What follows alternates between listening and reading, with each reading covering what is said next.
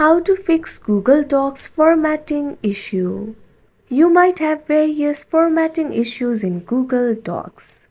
Select the texts that are messy, or you can also select all the text by pressing Ctrl A on your keyboard. Now what you have to do is click on the option Format. Click on the option Clear Formatting that you can see on the screen. Once you do that, your problem should be fixed. Likewise, if your document looks borderless or weirdly wide, go to the Files. Click on the option Page Setup. Now you'll be able to see that Pageless option might be selected. Click on the option Pages. Make sure to click on the option for paper size.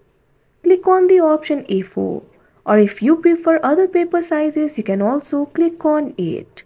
Click on the option OK. Once you do that, your formatting problem should be fixed. If you want to fix the micro or giant text sizes, what you have to do is click on this option.